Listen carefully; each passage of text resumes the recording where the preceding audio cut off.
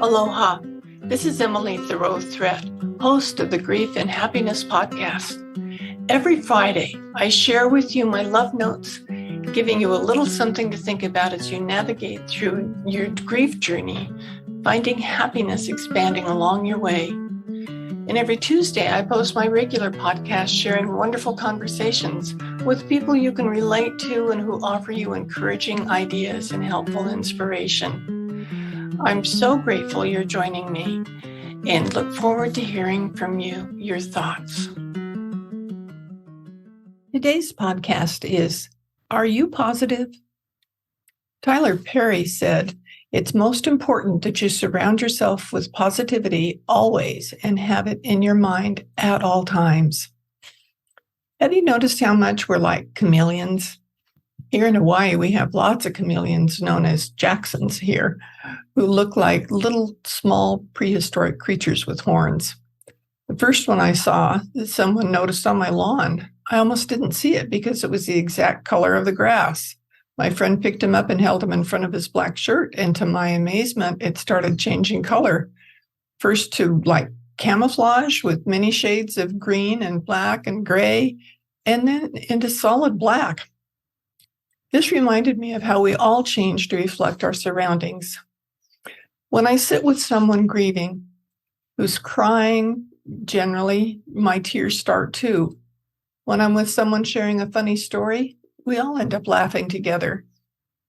If I happen to watch a scary show, I usually end up with nightmares. If I watch the news about all negativity in our country is experiencing, I can easily fall into that negativity if I don't pay attention to what I'm doing.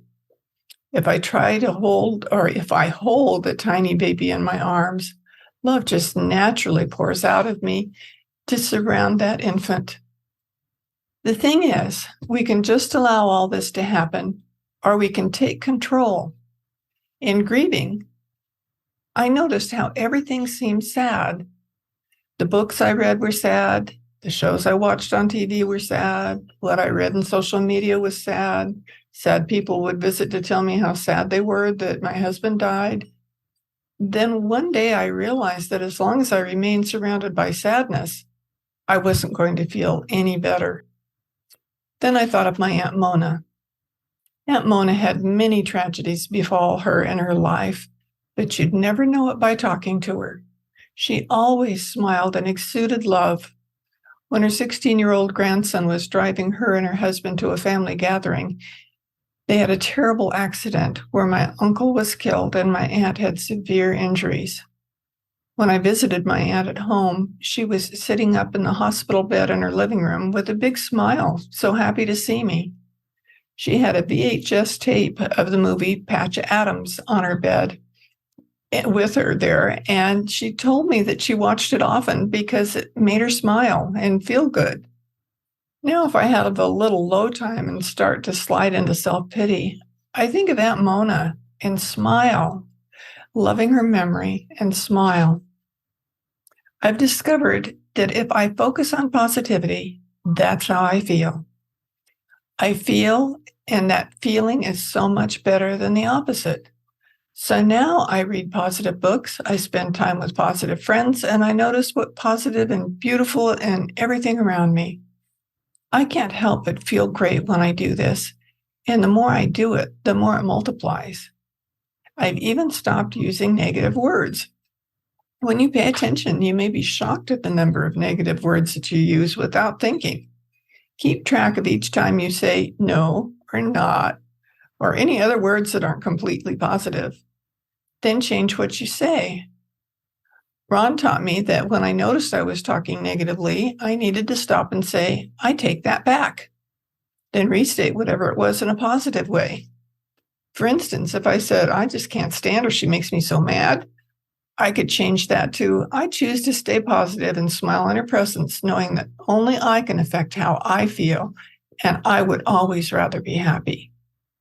Choose to be positive, even when those around you aren't. If tears start to come as you reflect on how much you miss your loved one, take a deep breath, smile, and focus on a beautiful memory you have of him or her.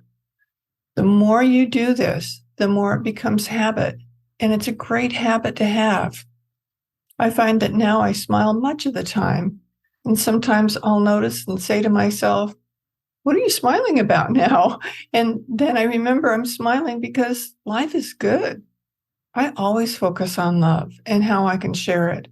And that's the best way to live, by being positive.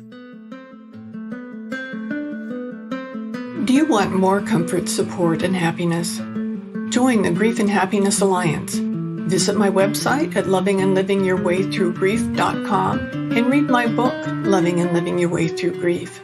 Be sure to subscribe to our podcast, rate it, review it, and binge on all our episodes on grief and happiness. I can't wait to welcome you back to another episode